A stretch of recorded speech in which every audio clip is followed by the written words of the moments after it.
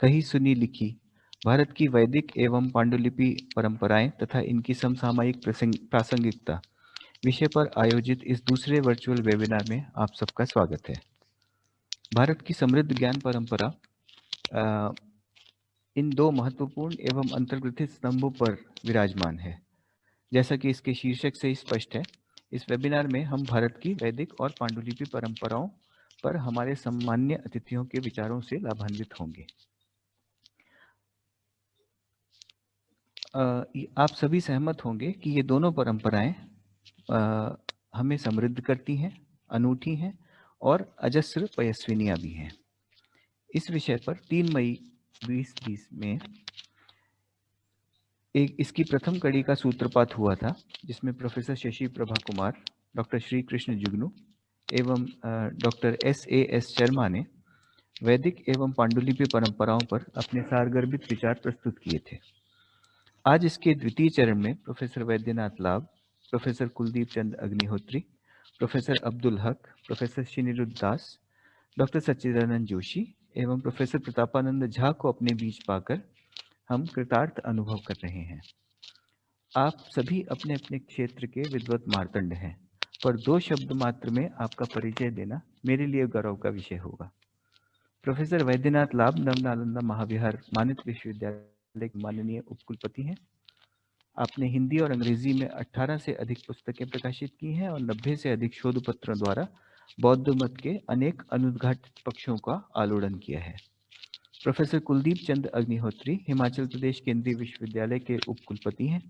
आपने 15 से अधिक पुस्तकों का प्रणयन किया है और आपकी लिखी मौलिक कहानियां एवं स्तंभ ज्ञान के नए आयाम खोलती हैं।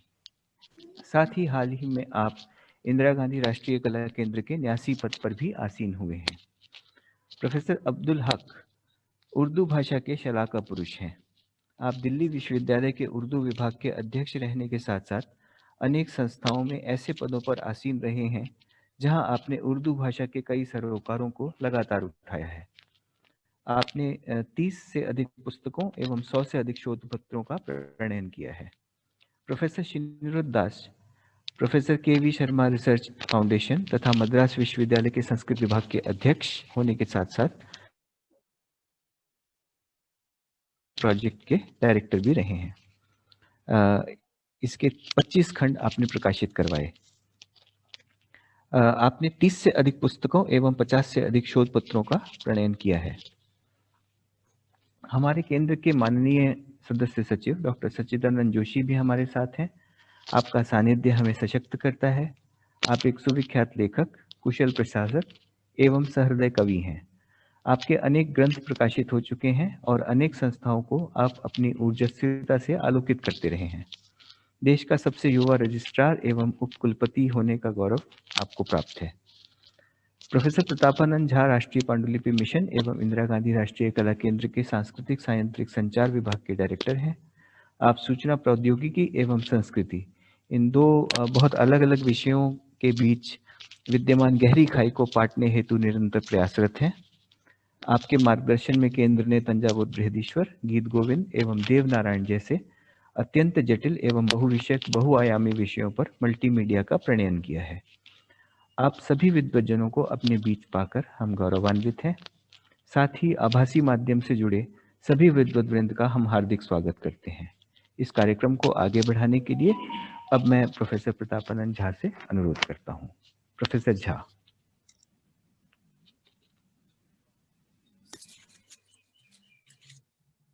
Thank you Sudhir ji. नमस्ते। मैं राष्ट्रीय पांडुलिपि मिशन एवं वैदिक हेरिटेज पोर्टल इंदिरा गांधी राष्ट्रीय कला केंद्र के संयुक्त तत्वावधान में आयोजित कही सुनी लिखी भारत की वैदिक एवं पांडुलिपि परंपराओं की कहानी तथा इसकी समसामयिक प्रासंगिकता विषयक वेबिनार में के द्वितीय सत्र में आप सभी का स्वागत करता हूं। भारतीय संस्कृति एवं ज्ञान परंपरा हजारों वर्ष प्राचीन है। वेद भारतीय ज्ञान विज्ञान का आधार है। हमारी सभ्यता, संस्कृति, कला, विज्ञान इत्यादि की मूलभूत अवधारणा वेद मंत्रों में सन्निहित है, जिसे वेदांगों और उपांगों के द्वारा समझा जा सकता है। वेदों का अध्ययन वर्तमान में भी मौखिक परंपरा से हो रही है। वेद की पाठ परंपरा संभवतः विश्व की प्राचीनतम एवं अटूट शिक्षा व्यवस्था है। 4 वेद, 6 वेदांग, न्याय, मीमांसा, धर्मशास्त्र, पुराण, आयुर्वेद, धनुर्वेद, गांधर्व वेद एवं अर्थशास्त्र विद्या के कुल 18 प्रकार कहे गए हैं। विद्या के इन्हीं 18 स्रोतों में निहित ज्ञान को जनमानस तक पहुंचाने के उद्देश्य से इंदिरा गांधी राष्ट्रीय कला केंद्र ने संस्कृति मंत्रालय भारत सरकार के तत्वावधान में वैदिक हेरिटेज पोर्टल परियोजना का शुभारंभ किया। परियोजना के प्रथम चरण में वेद, वेदांग एवं उपवेद से संबंधित जानकारी को संकलित करने के साथ साथ इन विषयों पर हो रहे शोध कार्यों की जानकारी इस परियोजना के माध्यम से पोर्टल पर उपलब्ध कराया गया है। वैदिक वाङ्मय से संबंधित कोई भी जानकारी, चाहे वह पाठ परंपरा से हो या पांडुलिपि प्रकाशित पुस्तकों से हो अथवा यज्ञ से संबंधित पात्र आदि का वर्णन हो, वैदिक पोर्टल पर उपलब्ध होगा। परियोजना के दूसरे चरण में पुराण, न्याय, मीमांसा एवं धर्मशास्त्र में निहित ज्ञान को पोर्टल पर सम्मिलित करने का भी लक्ष्य है।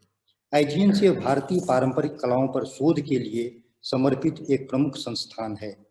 केंद्र ने भारतीय कला के मौलिक ग्रंथों का अंग्रेजी अनुवाद के साथ कई महत्वपूर्ण संस्करणों का प्रकाशन किया है।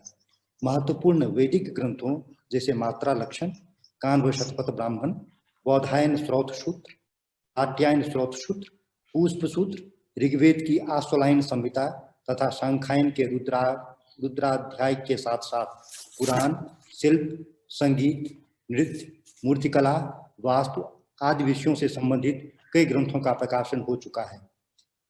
केंद्र ने वेदों की मौखिक परंपरा का प्रलेखन भी इंटेंजिबल कल्चरल हेरिटेज अमूर्त सांस्कृतिक विरासत परियोजना के अंतर्गत किया है।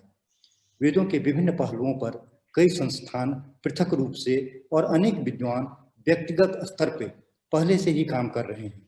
आवश्यकता है कि सभी संबंधित पक्षों को एक नेटवर्क बनाया जाए जो रचनात्मक रूप से एक दूसरे के पूरक हों। वैदिक हेरिटेज पोर्टल ऐसा ही एक मंच है जो वैदिक ज्ञान को विश्व स्तर पर लोगों तक पहुंचाने में सहायता करेगा। इसके साथ ही इस ज्ञान विज्ञान को सुरक्षित रखने के लिए हजारों वर्ष पुरानी हमारी लिखित परंपरा है जो एक दूसरे के पूरक है। लिखित रूप में साहित्य का यह भंडार विभिन्न भारतीय भाषाओं एवं लिपियों में संरक्षित है जो भोजपत्र, तालपत्र, सूती वस्त्र, सिल्क, कागज जैसे पदार्थों पर अंकित है। भारत के पास 1 करोड़ पांडुलिपि का अनुमान है जो शायद दुनिया का सबसे बड़ा संग्रह है। जैसा कि आप सभी जानते हैं, राष्ट्रीय पांडुलिपि मिशन की स्थापना संस्कृत मंत्रालय भारत सरकार द्वारा फरवरी 2003 में पांडुलिपियों के संरक्षण और भारत की विशाल पांडुलिपि संपदा में सन्निहित ज्ञान को अनावृत करने के उद्देश्य से की गई। मिशन के प्रमुख उद्देश्यों में पांडुलिपियों का संरक्षण, पांडुलिपियों का सूचीकरण, पांडुलिपियों का प्रकाशन, पांडुलिपि शास्त्रों के अध्ययन में शोध को बढ़ावा देना एवं एक राष्ट्रीय पांडुलिपि पुस्तकालय स्थापित करना है। मिशन के प्रमुख उपलब्धि में लगभग 44 लाख पांडुलिपियों का सूचीकरण, कैटलॉगिंग, लगभग 8 करोड़ पन्नों का संरक्षण, 3.25 लाख पांडुलिपियों का डिजिटाइजेशन, 103 पुस्तकों का प्रकाशन और 350 से अधिक कार्यशालाओं का आयोजन है। विभिन्न भाषा, लिपि एवं विषयों में होने के कारण अभी तक हम कुछ ही पांडुलिपियों तक पहुंचे हैं। इसके लिए जन जागरण की जरूरत है। जीवन यापन से संबंधित ऐसा शायद ही कोई विषय हो जो हमारे पांडुलिपियों में नहीं है। ये दोनों परंपराएं साथ साथ चलती रही और हमारे लोक एवं शास्त्र को समृद्ध करती रही। इन्हीं में निहित हमारे मूलभूत मानव मूल्यों को देश के विभिन्न संप्रदायों ने अपने अपने दिनचर्या का भाग बना लिया। इसी के कुछ अंश का दिग्दर्शन आज हम करने जा रहे हैं। विगत वर्ष हम सभी के लिए थोड़ा कठिन रहा। उस अनुभव के आधार पर हम आगे के कार्यकलापों का निर्धारण करेंगे। हम सभी उत्सुकता से नए वर्ष की प्रतीक्षा कर रहे हैं। नए वर्ष के पूर्व संध्या पर आपने इस कार्यक्रम में अपनी सहभागिता स्वीकार की, इसके लिए केंद्र आप सभी का आभारी है और आप सबका स्वागत करता है। धन्यवाद।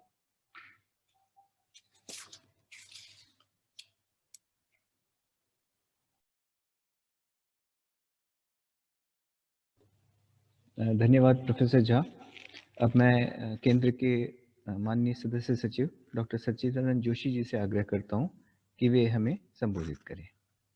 प्रोफेसर जोशी। धन्यवाद सुधीर जी। परम श्रद्धेय प्रोफेसर बैद्यनाथ लाभ जी, माननीय कुलपति। परम श्रद्धेय प्रोफेसर कुलदीप चंद्र अग्निहोत्री जी, माननीय कुलपति। परम श्रद्धेय प्रोफेसर अब्दुल हक, जो दिल्ली विश्वविद्यालय के भूतपूर्व प्राध्यापक हैं। परम श्रद्धेय प्रोफेसर सिनिरुद्ध दास जी, जो मद्रास विश्वविद्यालय के प्राध्यापक हैं। राष्ट्रीय पांडुलिपि मिशन के निदेशक और कल्चरल इन्फॉर्मेटिक्स के निदेशक प्रोफेसर प्रतापानंद झा जी, और कला कोश विभाग के अध्यक्ष और वैदिक हेरिटेज पोर्टल के प्रभारी डॉक्टर सुधीर लाल जी, और मेरे सहयोगी, युवा सहयोगी अभिजीत दीक्षित जी, सरवरुल हक जी, और इस वेबिनार से जुड़े सभी सम्माननीय विद्वान देवियों और सज्जनों। इंदिरा गांधी राष्ट्रीय कला केंद्र के लिए ये बहुत गर्व की बात है कि हम हमारी इस श्रृंखला कही सुनी लिखी की दूसरी कड़ी में आज ऐसे महान विद्वानों को सुनने जा रहे हैं जिन्होंने अपने अपने क्षेत्र में न सिर्फ गुरुत्तर दायित्वों का वहन किया है, बल्कि बहुत मार्गदर्शी काम भी किया है। चाहे वो प्रोफेसर अब्दुल हक साहब हों, या बैद्यनाथ लाभ जी हों, या कुलदीप चंद्र अग्निहोत्री जी हों, या सिनिरुद्ध दास जी हों, और अलग अलग अवसरों पर हमें आपको सुनने का, आपके काम को एक तरह से देखने और समझने का अवसर केंद्र में प्राप्त हुआ है। चूंकि पिछले लगभग एक वर्ष का समय हो गया जब हम हमारे सारे आयोजनों को अब ऑनलाइन कर रहे हैं, क्योंकि कोरोना की महामारी के कारण व्यक्तिगत रूप से, प्रत्यक्ष रूप से एक दूसरे के साथ बैठकर चर्चा करना संभव नहीं है। इस दृष्टि से ये इस श्रृंखला की दूसरी कड़ी में हम आपके साथ उपस्थित हैं। लेकिन हम ये भी अपेक्षा करते हैं कि शीघ्र ही हम सब इस महामारी से उभरेंगे और प्रत्यक्ष रूप से आपके साथ रूबरू होकर फेस टू फेस भी हम संवाद कर सकेंगे। और हम सभी जानते हैं कि जो फेस टू फेस संवाद करने की जो उपलब्धि है, जो संतुष्टि है, वो एक तरह से ये वर्चुअल माध्यम से नहीं होती है। हम सभी जानते हैं, आप सभी सम्माननीय शिक्षक हैं, आप सबने बच्चों का भविष्य गढ़ा है, और आप जानते हैं कि विद्यार्थियों का सामने रहना और विद्यार्थियों को सामने बैठा कर पढ़ाना वो कितना आनंददायी होता है एक शिक्षक के लिए भी। लेकिन इसी के साथ इससे एक जो फायदा होता है वो ये होता है कि अगर हम किसी भी जगह आयोजन करते तो शायद कुछ ही लोग जो उस जगह रहते हैं, मान लीजिए हम दिल्ली में आयोजन करते तो शायद दिल्ली और दिल्ली के आसपास के लोग आते, या अगर हम नालंदा में आयोजन करते, जैसा कि प्रोफेसर बैद्यनाथ लाभ जी कह रहे थे कि हम एक बार निश्चित तौर पर ऐसा एक आयोजन नालंदा में भी करेंगे, तो वहाँ के लोग आते। आज जितने भी हमारे इसके साथ प्रतिभागी जुड़े हैं वो इस वर्चुअल माध्यम से कुछ देश के और कुछ विदेश के भी लोग इस पूरे के पूरे माध्यम में जुड़े हैं। ये हमारे लिए एक उपलब्धि है। ये मैं विषय क्यों रख रहा हूँ, ये विषय मैं आपके सामने इसलिए रख रहा हूँ क्योंकि मैं पांडुलिपि क्षेत्र का या वैदिक क्षेत्र का विद्वान नहीं हूँ। मैं एक साधारण सा विद्यार्थी हूँ जो संचार और संप्रेषण की भाषा में चीज़ों को देखने समझने की कोशिश करता हूँ। और मुझे हमेशा लगता है कि जिस तरह की जागृति हमारे इस पांडुलिपि के वैभव के बारे में होनी चाहिए, उस तरह की जागृति हम अभी तक हमारे सामान्य विद्यार्थियों में नहीं पहुंचा पाए हैं। इसलिए ये विषय जितने व्यापक तरीके से जितने ज़्यादा से ज़्यादा लोगों तक पहुंच सकता है वो पहुंचाना बहुत ज़रूरी है। अभी झा साहब ने अपने वक्तव्य में इस बात का उल्लेख भी किया कि लगभग 1 करोड़ से ज़्यादा पांडुलिपियाँ भारत में हैं। ये एक बहुत कंजर्वेटिव एस्टिमेट है। अगर हम थोड़ा उदार मन से इस एस्टिमेट को देखें तो शायद ये संख्या 2 करोड़ से भी ज़्यादा हो जाती है। और ये 2 करोड़ से ज़्यादा संख्या उन क्षेत्रों की है जो हमारे लिए नोन रिसोर्सेस हैं, जहाँ ज्ञात संसाधन है वहाँ है। ऐसे बहुत सारे अज्ञात संसाधन भी हैं, अज्ञात भंडार भी हैं। कई लोगों के पास उनकी खानदानी पुश्तैनी सामग्री है जिसमें पांडुलिपियों की चीज़ें रखी हैं। कई लोगों ने मंदिरों में, मठों में, अलग अलग जो संस्थाएं हैं उसमें भी पांडुलिपियों के भंडार हैं। और बहुत ऐसी सामग्री उन सारी जगहों पर है कि हम लोग कल्पना भी नहीं कर सकते। और इसलिए ये जो पांडुलिपि की जो विपुल संपदा है, अगर मैं अतिशयोक्ति नहीं कह रहा हूँ तो मेरे हिसाब से संभवतः पूरे यूरोप में मिलाकर जितनी पांडुलिपियां नहीं होंगी उतनी अकेली पांडुलिपियां भारत में उपलब्ध है। और पांडुलिपि की परंपरा और इस संपदा का, इस वैभव का आकलन भी हमारे लिए संभव नहीं है, और इसका ज्ञान भी दुर्भाग्य से हम नई पीढ़ियों को नहीं दे पा रहे हैं। इसलिए ना उन पांडुलिपियों को पढ़ने वाले विद्वान शोधार्थी तैयार हो पा रहे हैं, न उन लिपियों को समझने वाले शोधार्थी तैयार हो पा रहे हैं। फारसी और संस्कृत का क्या अंतर संबंध है, इसको जानने के लिए, इसको समझने के लिए हमारे पास शोधार्थी उपलब्ध नहीं है। ब्राह्मी, पाली, प्राकृत और अर्धमागधी जैसी स्क्रिप्ट्स में पांडुलिपियां जो लिखी गई उसको पढ़ने वाले लोग नहीं है। निवारी की पांडुलिपियां भारत की बजाय जर्मनी में क्यों पढ़ी जाती हैं, इस सवाल का जवाब देने के लिए हमारे पास कोई संतोषजनक उत्तर नहीं है। इस दृष्टि से मुझे लगता है आज का ये जो सम्मेलन है, आज का ये जो वेबिनार है, वो कम से कम आप चारों महान विद्वानों की उपस्थिति से कम युवाओं को ये प्रेरणा दे कि वे इस धरोहर के महत्व को समझें और ज़्यादा से ज़्यादा लोगों तक पहुँचे। कुछ समय पहले मुझे बहुत आश्चर्य हुआ कि वो सारी पांडुलिपियां जो तिब्बती भाषा में लिखी गई थी बिहार के म्यूजियम में हैं, जिसे महापंडित राहुल सांकृत्यायन जी लेकर आए थे। अभी भी उनके पढ़ने का, उनको समझने का क्रम प्रारंभ ही नहीं हो पा रहा है जिस तरह से होना चाहिए। तो ऐसी ये सारी की सारी एक बड़ी विशाल ज्ञान परंपरा हमारी धरोहर में हमारे पास उपलब्ध होने के बावजूद अगर हम हमारे युवाओं को, हमारे शोधार्थियों को उस दिशा में प्रेरित नहीं कर पाते हैं, तो कहीं ना कहीं हम सबको भी आत्मलोकन करना पड़ेगा कि हम क्यों उनको उस दिशा में कार्य करने के लिए प्रेरित नहीं कर पाते हैं।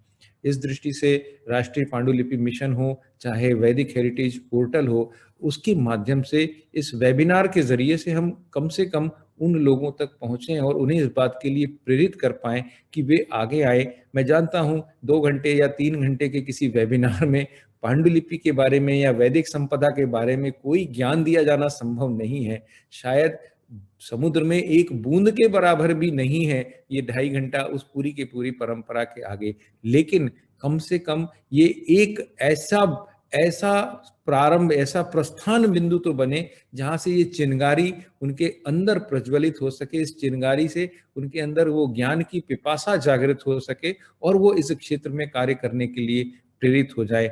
जैसी वैदिक परंपरा का उल्लेख अभी झा साहब ने किया, वेदांग के बारे में, उपनिषदों के बारे में, हमारे पुराणों के बारे में, हमारे आगम दर्शन के बारे में, इन तमाम ग्रंथ रचनाओं के बारे में कहीं भी कोई बहुत अधिक चेतना प्राप्त विद्यार्थी आगे आकर काम करे, ऐसा एक वातावरण इस पूरे देश में तैयार हो, इस दृष्टि से हमें काम करना चाहिए।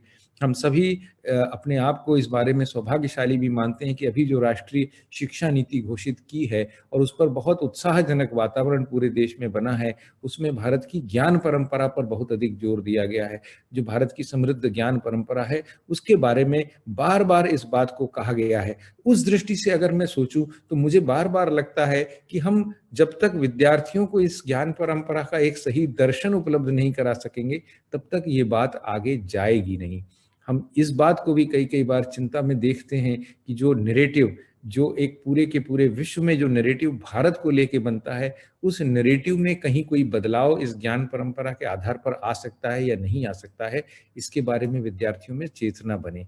चाहे विज्ञान हो, चाहे एस्ट्रोनॉमी हो, चाहे एस्ट्रोलॉजी हो, चाहे मेटलर्जी हो, ऐसा कौन सा विषय है, मेडिसिन हो, आयुर्वेद है, योग है, कोई विषय ऐसा नहीं है जिस विषय पर हमारे पास समृद्ध ज्ञान परंपरा नहीं है, या कोई ऐसा विषय नहीं है जिसके ऊपर हमारे पास कोई समृद्ध ग्रंथ नहीं है। और जिस तरह के ग्रंथों की रचना हमारे पुरखों ने, हमारे पूर्वजों ने इस देश के लिए, इस धरा के लिए की है, उस रचना को जितना विस्तार मिल सके वो विस्तार देने का काम हम सब लोग करें। मैं जानता हूं कि ये काम बहुत आसान नहीं है और सिर्फ इंदिरा गांधी राष्ट्रीय कला केंद्र अकेला ही ये कार्य कर ले या राष्ट्रीय पांडुलिपि मिशन ही ये कार्य कर ले, ये संभव नहीं है। लेकिन ये भी आंकड़ा चौंकाने वाला है जब हम देखते हैं कि वैदिक हेरिटेज पोर्टल पर जिस तरह के हिट्स होते हैं, आपको संभवतः जान के आश्चर्य होगा कि सबसे ज्यादा देखा जाने वाला पोर्टल है,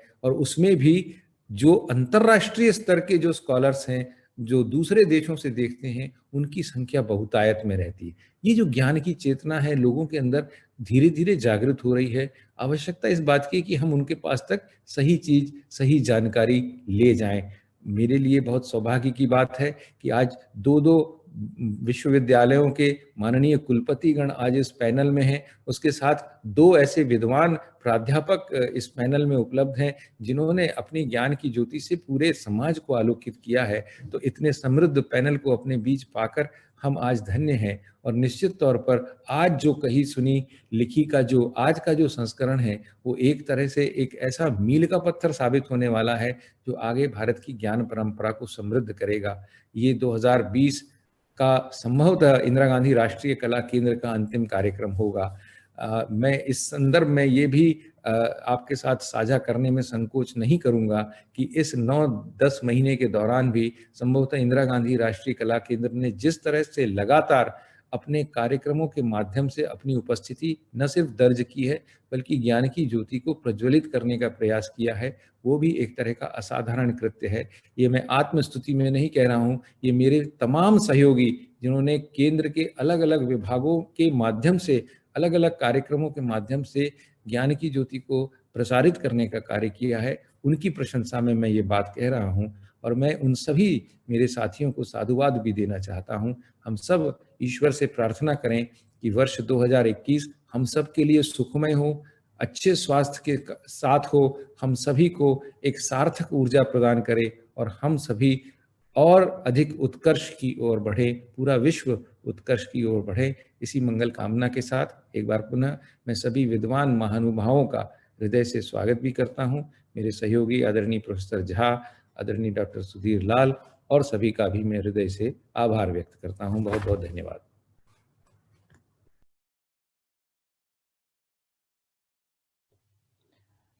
अनेक धन्यवाद सर। आपने हमेशा की तरह हमारा ऊर्जा में अभिवृद्धि की। आभार।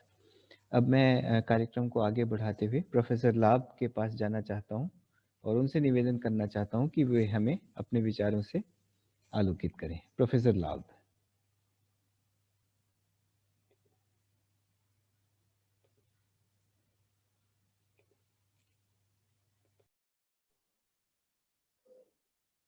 सर आप अपना माइक अनम्यूट कर लें सर, आपकी आवाज नहीं है। सॉरी, आवाज आ रही है मेरी? जी sir. Professor Sajjananand Joshi, professor Pratapanand Jha, professor Haq साहब, प्रोफेसर अग्निहोत्री जी, अभिजीत जी, श्रीनृत्य दास जी और अन्य सभी विद्वानों को मेरा नमस्कार।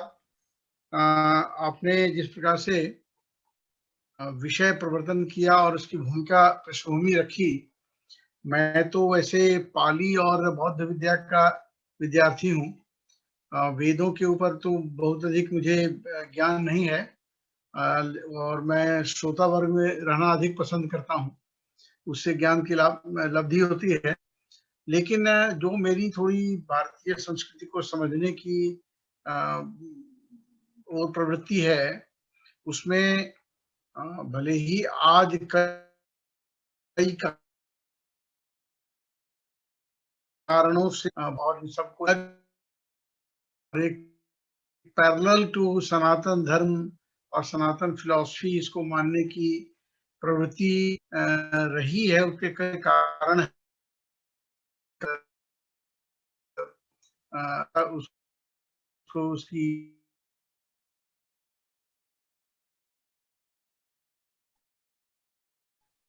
चाहे सोती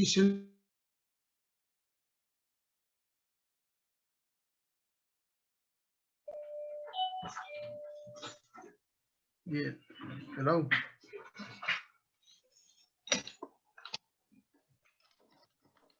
हाँ सर आप बोलें सर। हाँ जी, तो ठीक है। हाँ, तो उसमें एक सातत्य दिखाई पड़ता है।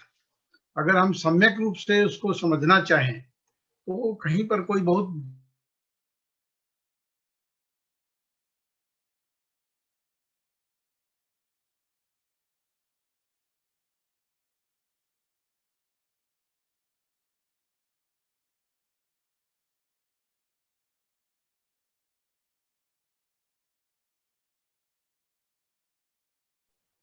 अभिजीत क्या है प्रॉब्लम? सर शायद उनकी कनेक्टिविटी की इश्यू है, तो थोड़ा वेट कर लेते हैं।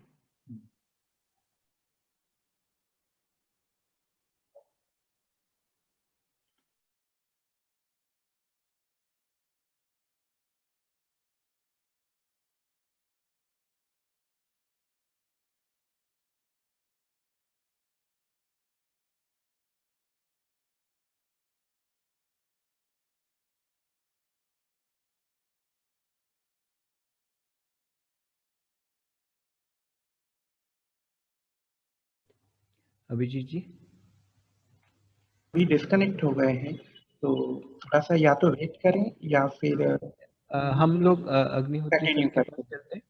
जी, आप आमंत्रित हाँ, प्रोफेसर लाभ का शायद कुछ कनेक्टिविटी इशू है, तो हम प्रोफेसर अग्निहोत्री से निवेदन करते हैं कि कृपया भी अपनी बात हमारे सम्मुख रखें। बहुत बहुत धन्यवाद डॉक्टर साहब, लाल जी का, झा जी का और सदस्य सचिव अभी सच्चिदानंद जोशी जी अपना वक्तव्य देकर गए हैं, उन सभी का धन्यवाद और बधाई। प्रोफेसर हक हमारे बीच में हैं, दिल्ली विश्वविद्यालय में रहे हैं, और डॉक्टर अनिरुद्ध दास जी हमारे बीच में हैं जो मद्रास विश्वविद्यालय में रहे हैं, और वैद्यनाथ लाभ जी तो मैं भी लिंक बोल रहे थे। हेलो, मेरी आवाज आ रही है? आवाज आ रही है ना जी?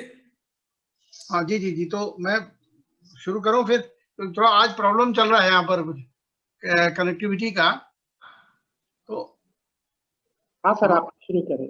जी जी। तो जब भगवान बुद्ध कहते हैं धम्मपद में कि नहीं वेरेन वेरानी सम्मंति रकुदाचनन अवेरेन च सम्मंति एस धम्मो सनातनो, यह सनातन परंपरा है कि वैर से वैर कभी समाप्त नहीं होता, प्रेम से ही वैर समाप्त होता है।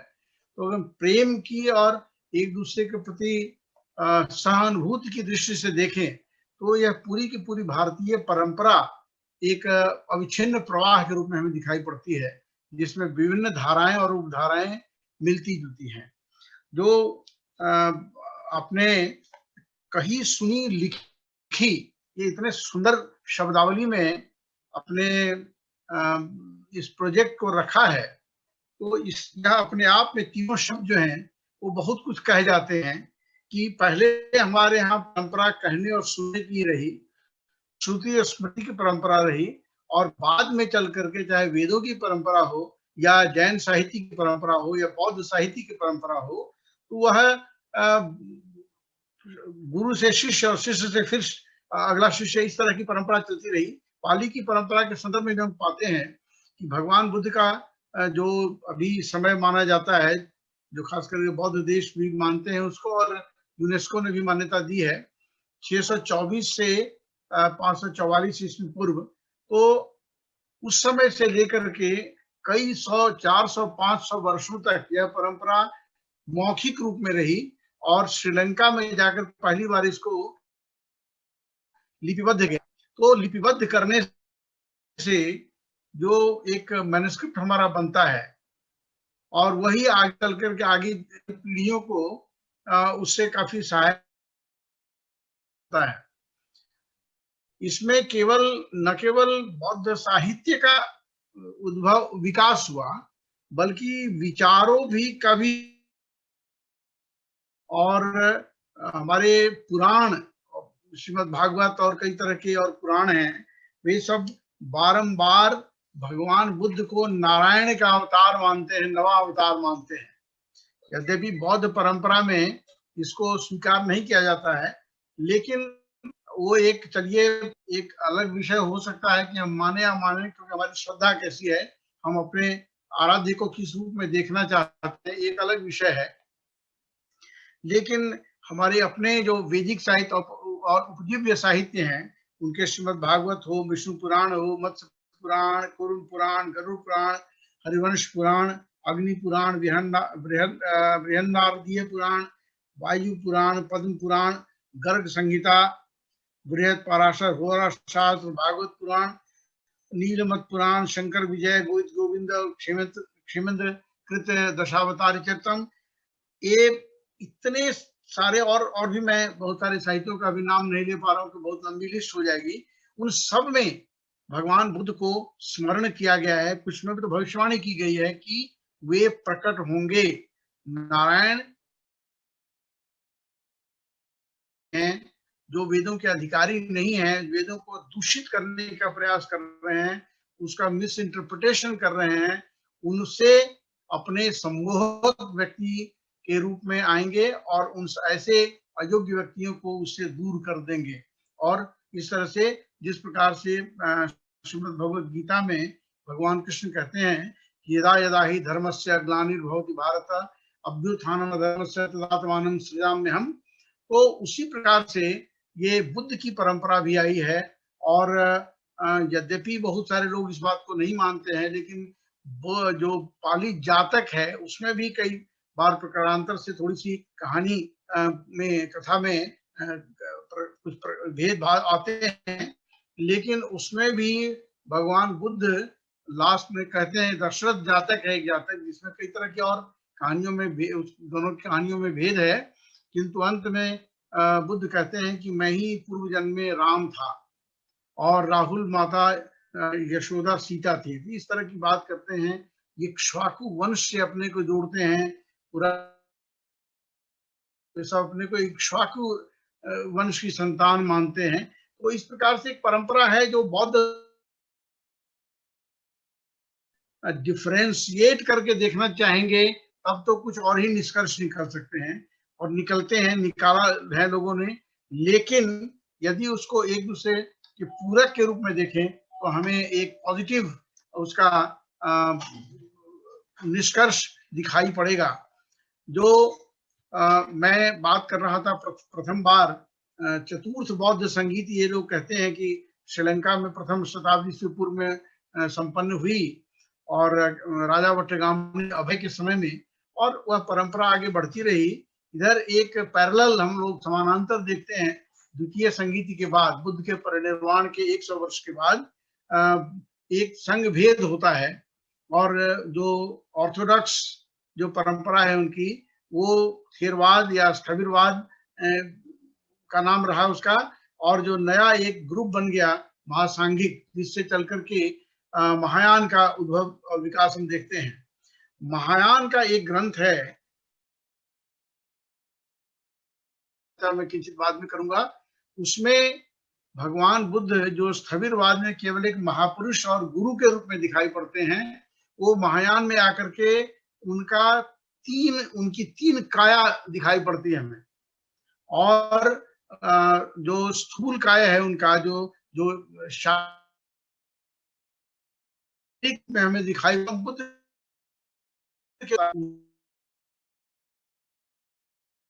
और ये कहते हैं ये तो ठीक है, उन्होंने जन्म लिया लुम्बिनी में कपिलवस्तु के राजा के घर, और 80 वर्ष तक रहे और धर्म का प्रचार करके वहां परिनिर्वाण को प्राप्त हो गए। लेकिन महायान में आकर वो परंपरा आ जाती है, और वो कहते हैं कि ये बुद्ध तो कभी भी मरते नहीं, बुद्ध शाश्वत हैं। और उस रूप में वो धर्म काय की बात करते हैं, धर्म कायेन बुद्धो सदा द्रष्टव्य, ये कहते हैं। और स्थविरवादियों पर के आरोप लगाते हैं कि इन लोगों ने तो बुद्ध को समझा ही नहीं, इनको तो केवल बुद्ध का जो मानुषी शरीर है वही दिखाई पड़ता था, उसी को इन्होंने सब कुछ मान लिया था। बुद्ध तो वस्तुतः शाश्वत है, वो कभी भी मरते नहीं हैं। और इन बिटवीन जो धर्म का है और रूप काय है, उसके बीच में एक काया की बात और आती है। आनंदित होते हैं, सम्यक प्रकार से भोग करते हैं, देवताओं, मनुष्य और बोधिसत्व। तो एक परंपरा हमारी रही है सनातन परंपरा में, जिसमें कि विष्णु, हम ब्रह्म की बात करते हैं, संग पालन करता विष्णु की बात करते हैं, संहार करता शिव की बात करते हैं। तो कुछ वैसी ही, बिल्कुल अगर हम न कहें तो इसी प्रकार से एक बात बौद्ध दर्शन और धर्म में भी देखने को मिलती है, बौद्ध साहित्य में भी, बौद्ध संस्कृत जो है उसमें दिखाई पड़ती है। और एक पुस्तक है उसकी करंडव्यूह सूत्रम, महायान का टेक्स्ट है, जिसमें कि भगवान बुद्ध तो यहाँ तक कह देते हैं कि मेरे हृदय में नारायण है, मेरी भुजाओं में ब्रह्मा है, मेरे भ्रू में महेश्वर है, मेरी जिह्वा पर सरस्वती है, और मैंने ही सृष्टि की रचना की है। अब ये मैंने जब खोज कर निकाला, हो सकता है बहुत कम ग्रंथों में इस तरह की बात आई है, लेकिन ये बौद्ध साहित्य में ही इस प्रकार की बात आई है। तो जब हम उसको एक सम्यक अध्ययन करें, हम उसको ठीक से पॉजिटिव ढंग से समझना चाहें, तो ये सारे भेद जो एम्पेरिकल हैं, केवल ये धरातल पर सारे भेद दिखाई पड़ते हैं, ये धर्म के मर्म नहीं है, धर्म का मर्म नहीं है, ये धर्म का केवल बाहरी रूप है जो मैं और तू करने की में के झगड़े में झंझट में पड़े रहते हैं। जब उनको हम अध्यात्म अर्थात अपने भेद कम होने शुरू हो जाते हैं और फिर वो पद्धति चाहे विपස්සना की हो या उसको रूप समाधि या रूप समाधि की हो या साकार निराकार की हो या किसी रूप में, अब अंततः फिर हम लोग वहीं पहुंचते हैं। नाम हम लोग अपनी दृष्टि से जो भी दे लें, हम उसको माइटी कहें, ब्रह्म कहें, वो लास्ट में अंत में जाकर के वहीं पर सारा कुछ समाप्त होता है। तो वो कई बार वो केवल शब्दातीत है, वो शब्द में वर्णन नहीं किया जा सकता है क्योंकि शब्दों की अपनी सीमा होती है। वो कहीं पर अध्यात्म वेद्य है, वो अंदर रियलाइजेशनल ट्रुथ है वो, और उसकी उसका वर्णन नहीं किया जा सकता है, उसको केवल अनुभव किया जा सकता है। और कई बार तो कहते हैं कि अनुभव से भी ऊपर की चीज है वो। तो अनुभव क्योंकि हमारी इंद्रियों के माध्यम से होता है और अनुभव से भी ऊपर की चीज है, अनुभवातीत है, इसलिए यह परंपरा भी जो है बौद्ध परंपरा, मुझे तो लगता है कि इसी सनातन परंपरा के का ही एक रूप है। और मुझे क्या लगता है ही स्थापित सत्य है, भले ही हम उसको अपने कुछ राजनीतिक कारणों से, कुछ अपने स्वार्थ के कारण से, कुछ अपने मतलब के कारण से कई बार उसको हम अलग अलग देखने के, अलग अलग खंडों में देखने की कोशिश करें, लेकिन यदि हम उसको सही रूप से और सम्यक रूप से समझना चाहें, उनके अंतर में प्रवेश करें, तो फिर वही तत्व दिखाई पड़ते हैं। और ये कहीं सुनी, और इसकी जो बात आती है कि कहीं सुनने के बाद लिखी, तो जिस प्रकार से शताब्दियों और सहस्राब्दियों के अंतराल में जो बातें कही गई, सुनी गई, स्मृत की गई और बाद में लिखी गई, तो ये भारतीय परंपरा का एक अविच्छिन्न प्रवाह है जो सतत चल रहा है। और जब तक ये मानव मूल्य बचे रहेंगे, क्योंकि हमारी संस्कृति ही मूल्यों पर आधारित है। हमने अयम निजः परोवित गणना लवचेत साम उदार चरिता नाम तु वसुधैव कुटुंबकम की बात कही है। हमने अपनी तलवार से, हमने किसी को अपने मत में किसी, हम चाहे वो सनातन परंपरा के माध्यम से हो, वो चाहे बौद्ध परंपरा के माध्यम से हो, जैन परंपरा के माध्यम से, अन्य परंपराओं के माध्यम से, पूरे विश्व में कृणवंतो विश्व आर्जम की बात जब हमने की, तो उसमें हमारे व्यापारी गए, धर्म प्रचारक गए, कहीं भी उन्होंने कोई जोर जबरदस्ती नहीं की। और जैसे बुद्ध की भी एक वाणी में हम पाते हैं कि मेरी बात पर गौर करना, मेरी बात में केवल मैं कह रहा हूं इसलिए आंख मूंद कर मत स्वीकार कर लेना। आज से ये कहता है कि मेरी बात मैं कह रहा हूं इसलिए मत स्वीकार करना आंख मूंद करके, बल्कि उनको सुनना, समझना, मनन करना, उसको स्वीकार करना, नहीं तो छोड़ देना। तो यह जो विचार स्वातंत्र का में, और इसी कारण से चाहे भले ही वो कितने सभ्यताएं आई गई मिटी, लेकिन हम परिवर्तित होते हुए दक्षिण पूर्व एशिया में देख लें। मुझे कई बार बाहर जाने का मिला है, बौद्ध सम्मेलनों में, अधिवेशनों में भाग लेने का, तो मैं देखता हूं कि अमेरिका और इंग्लैंड ये सब तो मूलतः क्रिश्चियन कंट्रीज हैं, तो इसमें कहीं पर कन्वर्सन की बात नहीं आई, लेकिन इतने लोग प्रभावित हैं क्योंकि इसमें विश्व शांति का संदेश है, इसमें भ्रातृत्व का संदेश है, इसमें वसुधैव कुटुंबकम का संदेश है। तो अफ्रीका से लोग आ रहे हैं और कहां से आ रहे हैं, तो कोई जरूरी नहीं कि इसमें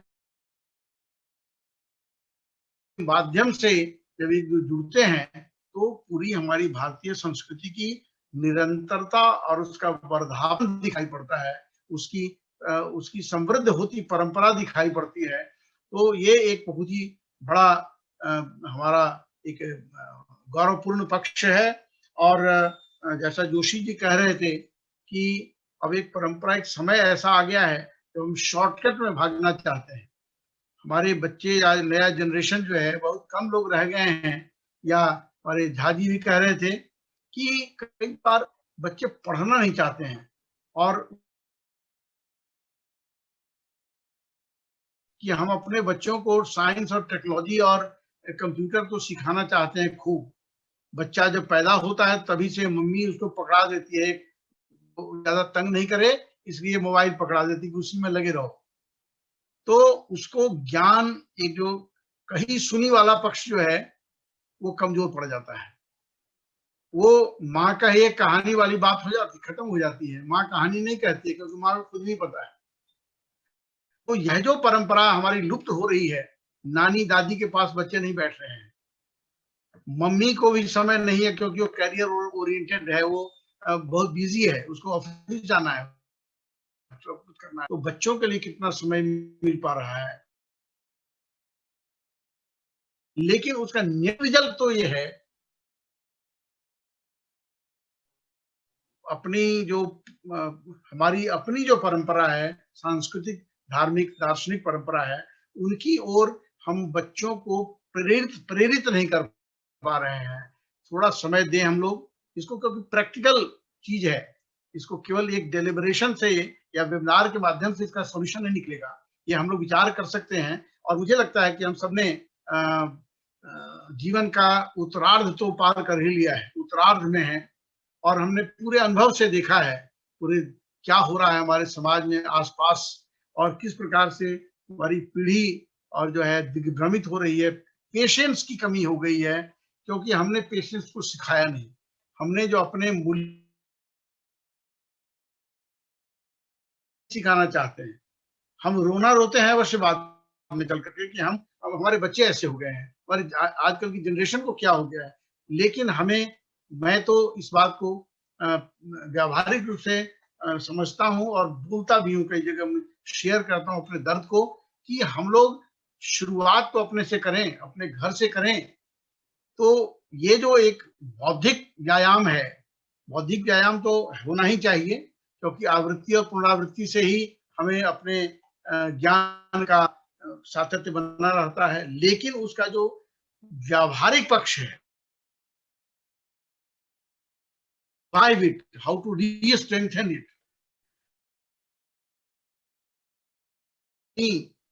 को और अधिक समृद्ध करना पड़ेगा, उस पर बैठना पड़ेगा।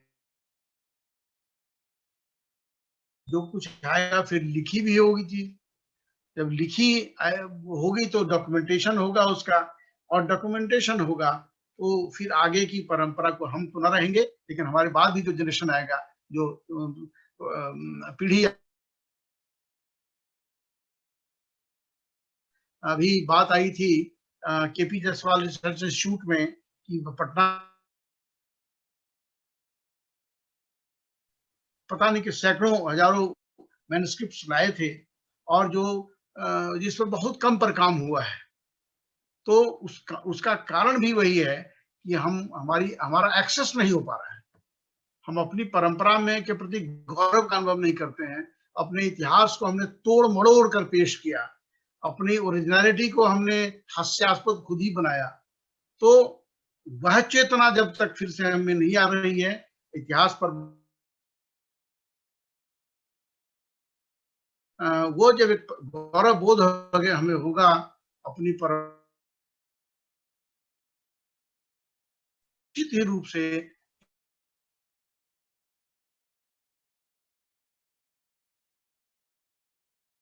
संघर्ष करने में विश्वास करता हूँ, प्रयास करना चाहिए और एक दूसरे के भावनाओं से के कमिटमेंट से भी परिचित हैं। तो मैं कामना करता हूं कि हम इस परंपरा को सतत बढ़ाते रहें और निश्चित रूप से हमारा वह जो पक्ष है, लिखी सुनी और कही सुनी और लिखी का, वह और भी समृद्ध होगा वह पक्ष, और हम निरंतर प्रगति करते रहेंगे।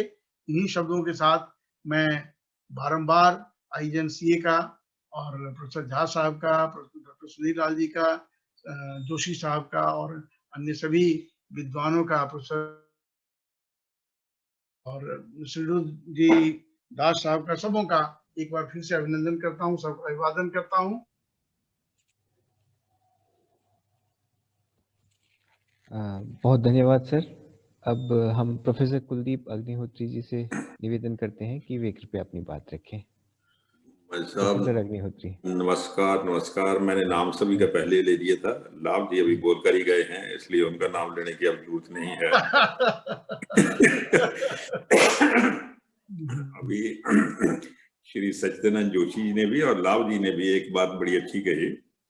आपने श्रृंखला का नाम जो रखा हुआ है, कही, सुनी और लिखी, इससे बढ़िया नाम इस शायद विषय के लिए और कोई नहीं हो सकता था। मध्यकाल में इधर सप्त सिंधु क्षेत्र में 10 गुरु परंपरा की शुरुआत हुई थी।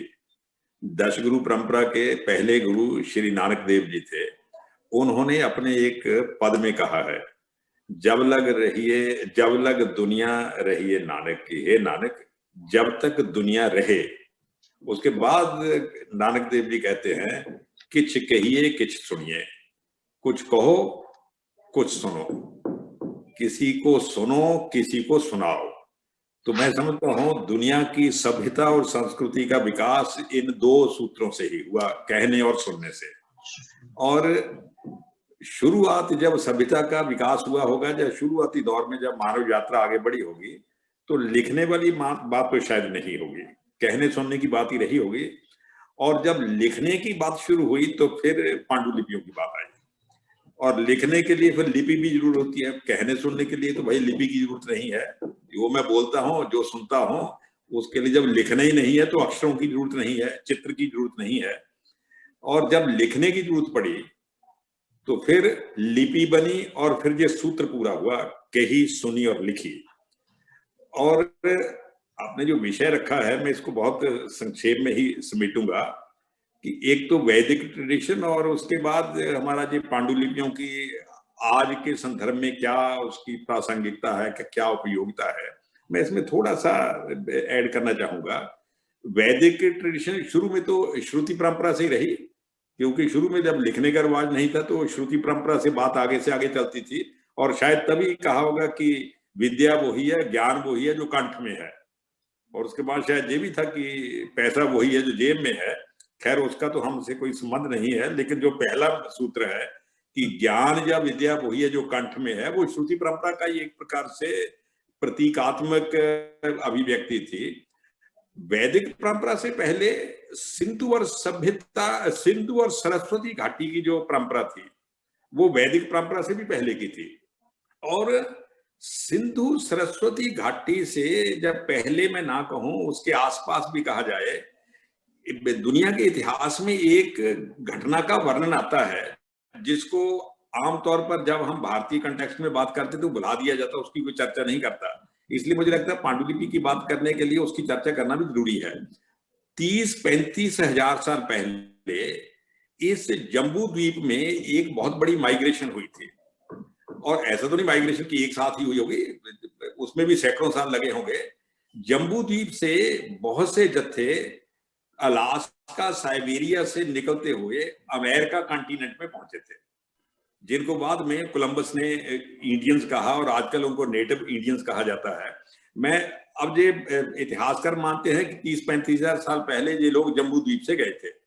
वो जम्बू द्वीप को अंग्रेजी की किताबों में एशिया कहा जाता है कि एशिया से गए थे, एशिया से गए थे। अब मैं इस पूरे घटनाक्रम को जोड़कर देखता हूँ, 30-35 हजार साल पहले जो माइग्रेशन हुआ, जो लोग गए, उसके बाद सिंधु और सरस्वती घाटी की सभ्यता, इस पूरी कंटिन्यूटी में जो कहा और सुना गया तो देखा नहीं गया। और सिंधु सरस्वती घाटी की सभ्यता में तो प्रमाण मिलते हैं, क्योंकि लिखने का केवल एक्सप्रेस करने के लिए चित्र का प्रयोग भी किया जाता है, और सिंधु सरस्वती घाटी में तो लिखने के लिए लिपि का प्रयोग भी किया गया। लेकिन अब असली बात यह है कि पांडुलिपि किसको माना जाए, जो भोजपत्र पर लिखा जाए, जो कागज पर लिखा जाए, जो इस प्रकार किसी चमड़े पर, रेशम पर लिखा जाए। अभी जोशी जी ने कहा ना कि इन, जब झा जी कह रहे थे कि इन सभी माध्यमों पर लिखा गया वो पांडुलिपियां हुई। मैं समझता हूं जो पत्थरों पर लिखा गया, वो भी पांडुलिपियां हैं। पत्थरों पर 4 लाइनें मिलती हैं, वो भी पांडुलिपियां हैं। लेकिन दुर्भाग्य से बहुत सी लिपियां उनको अब पढ़ने वाले नहीं रहे। इसलिए हमारे पास जो पांडुलिपियां हैं वो 2 प्रकार की हैं। एक तो पांडुलिपियां वो हैं जिनको पढ़ा जा सकता है, और दूसरे प्रकार की वो चाहे पत्थरों पर उत्कीर्ण हो, ऐसी पांडुलिपियां जिनको पढ़ा नहीं जा सकता। और प्रिय मित्रों, मैं समझता हूं खास करके हिंदुस्तान के कॉन्टेक्स्ट में यदि हम बात करें, अभी झा जी ने कहा कि एक मोटे अनुमान के अनुसार, क्योंकि राष्ट्रपिता अपने राष्ट्रीय पांडुलिपि मिशन से जुड़े हुए, तो मैं समझता हूं उनका मोटा अनुमान भी लगभग सही अनुमान ही होगा कि 1 करोड़ के लगभग पांडुलिपियां हिंदुस्तान में पड़ी हैं। और जोशी जी ने उससे थोड़ा अनुमान लगाया कि 2 करोड़ के लगभग होंगी। मैं समझता हूँ पूरे श्रीलंका और बाकी तिब्बत को भी समेट लिया जाए, कुछ और देशों को भी आसपास के जो जम्बू द्वीप के अंतर्गत ही आते थे, तो शायद 2 करोड़ से भी ज्यादा हो जाए। ये पांडुलिपियां जो हैं, जिनकी लिपियां अभी भी पढ़ी जा सकती है, कम से कम मैं उन्हीं की बात करूंगा। जिनकी पढ़ी नहीं जा सकती, अब उनके बारे में तो बड़ा लंबा और रास्ता होगा। जो पढ़ी जा सकती हैं, उन पांडुलिपियों की आज उपयोगिता क्या है, ये हिंदुस्तान के कंटेक्स्ट में ही बात करने की जरूरत है। इससे पहले एक मैं बॉटम लाइन और स्थापित कर दूं, हिंदुस्तान की पांडुलिपियों का सबसे बड़ा संकट क्या रहा है कि एक समुदाय उनको संभालने का प्रयास करता रहा और दूसरा समुदाय उनको नष्ट करने का प्रयास करता रहा। अभी लाभ जी तो इसमें नव नालंदा महाविहार में ही है। उस महाविहार में जब कोई जाता है, एक क्षण के लिए, केवल एक क्षण के लिए आंखें बंद करके प्रयास करके उस नालंदा महाविहार को अपने भीतर समेटने का प्रयास करता है, तो 2 चीजें दिखाई देती हैं। एक और पांडुलिपियां लिखी जा रही हैं, उनको संभाला जा रहा है, और दूसरी ओर पांडुलिपियां जलाई जा रही हैं। ये हिंदुस्तान का दुर्भाग्य रहा या जम्बू द्वीप का दुर्भाग्य रहा कि जहां पांडुलिपियां लिखने का और संभालने का और पांडुलिपियां नष्ट करने का, इसमें थोड़ा शायद केवल उनका दोष नहीं रहा जो जलाते रहे, कुछ ऐसा भी रहा हमारे जहां परंपरा बन गई, जो पांडुलिपि खंडित हो गई उसको पानी में बहा दिया जाए। उसका उद्देश्य परम पवित्र ही रहा होगा, मैं इसके बारे में चर्चा नहीं करूंगा, लेकिन उससे नुकसान बहुत हुआ। तो प्रिय मित्रों, जब महाविहार में पांडुलिपियां जलाई जा रही थीं और तिब्बती भिक्षु उसको लेकर तिब्बत की ओर भाग रहे थे और हजारों पांडुलिपियां वो सुरक्षित करके तिब्बत में ले गए, तो हमने समझा आप बिल्कुल सुरक्षित हो गया, आप कोई डरे नहीं है। लेकिन सैकड़ों साल बाद उन पांडुलिपियों पर फिर संकट आया। फिर चीन ने लहासा के जितने विश्वविद्यालय थे उनको खंडित करना, मारना, जलाना शुरू कर दिया। फिर वही बौद्ध भिक्षु उन्हीं पांडुलिपियों पर फिर हिंदुस्तान की ओर आए। अभी भी सारनाथ में शायद हजारों की संख्या में पड़ी है। ये मैं इसलिए कह रहा हूं कि पांडुलिपि अपने जहां पूरा एक अनुशासन रहा है, उस अनुशासन को कितने संकटों का सामना करना पड़ा है, तो ताकि थोड़ा ध्यान में आए। अब ये तीसरी बात क्या है कि मैं भाई अपनी बात को समेटने की कोशिश करूंगा। ये जो पांडुलिपियां हैं जो अलमारियों में बंद पड़ी हैं, अब राष्ट्रीय पांडुलिपि मिशन ने उनको डिजिटाइजेशन करना शुरू किया, बहुत अच्छी बात है, वो सब एक बार रिकॉर्ड में आ जाएं। ये पांडुलिपियां जो हैं, ये हजारों साल की भारत की कही सुनी का बहुत बड़ा खजाना है। लेकिन आज जो कही सुनी हो रही है, उसका इस खजाने से क्या कोई ताल्लुक है?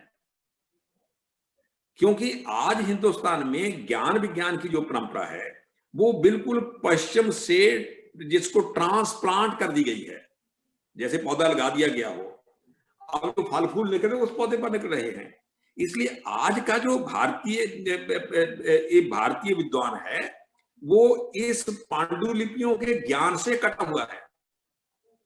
तो पांडुलिपियां व्यवहार से परे हो गई, तो आप मानिए कि सनातन ज्ञान और आधुनिक ज्ञान के बीच का ब्रिज टूट गया, ये सेतु टूट गया।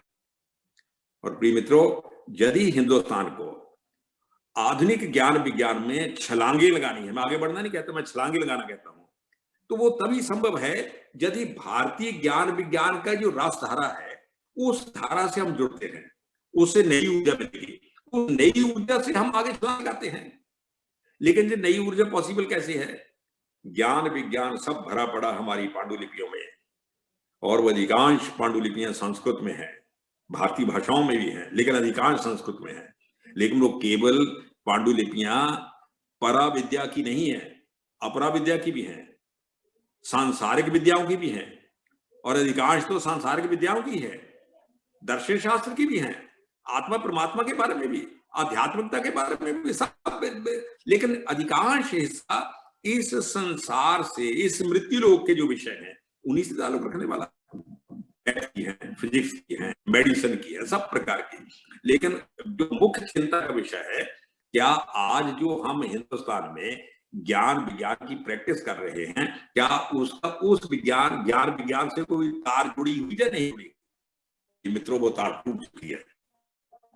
वो टूटने का मुख्य कारण ये है कि आज हमारा ज्ञान विज्ञान में शिक्षा का माध्यम संस्कृत या भारतीय भाषाएं न रहकर विदेशी भाषा है, और हमारी पांडुलिपियां संस्कृत में है, भारतीय भाषाओं में है। इसलिए इस ब्रिज को दोबारा बनाने की जरूरत है। अभी इस विषय में शायद किसी ने कहा कि इन पांडुलिपियों की महत्ता क्या केवल एंटीक के लिए है, क्या केवल भूत को जानने के लिए है? इन पांडुलिपियों के ज्ञान विज्ञान की महत्ता केवल भूत को जानने के लिए नहीं है, भविष्य को स्वर्णिम बनाने में है। जो ज्ञान का प्रवाह टूट गया था, उस ज्ञान के प्रवाह को पुनः स्थापित करने के लिए इसकी बहुत ज्यादा जरूरत है। और प्रिय मित्रों, 1 करोड़ पांडुलिपियां, और मैं समझता हूं उसको कई पांडुलिपियों की कई प्रतियां होती हैं, तो उसमें प्रक्षिप्त अंश भी होते हैं, लेकिन उसको भी हम सब जोड़ तोड़ कर ले, फिर भी 1 करोड़ पांडुलिपियां तो होंगी। उन पांडुलिपियों में से कितनी पांडुलिपियां पब्लिक डोमेन में आ चुकी हैं? और मान लीजिए पब्लिक डोमेन में आती भी हैं, मान लीजिए फिजिक्स में कुछ, मैथ की कुछ पांडुलिपियां हैं और वो संस्कृत भाषा में हैं, वो पब्लिक डोमेन में आ भी जाती हैं, लेकिन आज के जो मैथमेटिशियन हैं उनको तो संस्कृत भाषा नहीं आती। इसलिए पांडुलिपियों का केवल ट्रांसलेशन काम करेगा, और ट्रांसलेशन में 25% मौलिकता गुम हो जाती है। इसको सभी विद्वान स्वीकार करते हैं, और यदि ट्रांसलेशन करने वाले की मंशा दूषित हो तो 50% मौलिकता गुम हो जाती है। इसलिए पांडुलिपियों का और आधुनिक ज्ञान विज्ञान का जो संबंध टूटा है उसको पुनर्स्थापित करने की जरूरत है। मुझे लगता है राष्ट्रीय पांडुलिपि मिशन जो है, ये कम से कम पांडुलिपियों को डिजिटाइजेशन करके पब्लिक डोमेन में ले आए, तो दूसरा जो स्टेप होगा उसका प्रयोग करने का, उसको पढ़ने का, उसको आधुनिक पाठ्यक्रमों के साथ जोड़ने का, और टूटे हुए पुल के पुनर्निर्माण का काम होगा। और इस कार्य को करने के लिए राष्ट्रीय पांडुलिपि मिशन तो है ही, विश्वविद्यालय अपनी महत्वपूर्ण भूमिका निभा सकते हैं। जैसे अभी शायद सत्येंद्र जोशी जी ने कहा था कि नई शिक्षा नीति जो राष्ट्रीय शिक्षा नीति है, इसमें भारतीय इंडियन नॉलेज ट्रेडिशन जो है, भारतीय ज्ञान विज्ञान की परंपरा है, उस पर जोर दिया गया है। लेकिन उसको क्रियान्वित करने के लिए हमें ऐसे पुलों का निर्माण करना होगा जो प्राचीन ज्ञान विज्ञान, और मुझे लगता है प्राचीन ज्ञान विज्ञान कहना भी शायद मिसनोमर होगा, जो सीक्रेट्स नेचर के हैं। 2 + 2 4 होते हैं, इसमें क्या प्राचीन है क्या नवीन है? शून्य जो निकाला, शून्य की जो खोज की, इसमें क्या नवीन है क्या प्राचीन है? इसलिए जो ज्ञान है, हम केवल इतना ही कहें, प्राचीन ज्ञान विज्ञान क्या कहने की जरूरत नहीं है। जो ज्ञान परंपरा है उसके बीच में जो डिसकंटिन्यूटी आ गई है, और उस डिसकंटिन्यूटी को दूर करने के लिए पांडुलिपियों का प्रकाशन, उनका प्रयोग, उनका उपयोग, उनकी भाषा को समझना ये बहुत जरूरी है। आप लोगों ने एक बहुत अच्छे विषय पर ये संवाद शुरू किया है, मैं आपका बहुत धन्यवाद करता हूं, और मुझे भी भाई इसमें जुड़ने के लिए निमंत्रित किया है, इसलिए 2 बार धन्यवाद करता हूं। बहुत बहुत धन्यवाद। अनेक धन्यवाद सर, आपने हमें आलोकित किया, इसके लिए अनेक आभार। अब मैं प्रोफेसर अब्दुल हक साहब से गुजारिश करता हूं कि वे कृपया हमें संबोधित करें। प्रोफेसर हक साहब।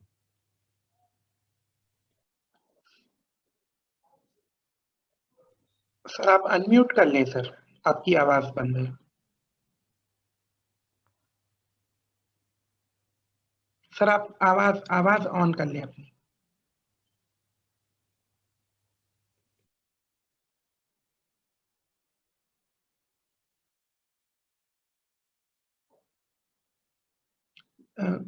नहीं सर।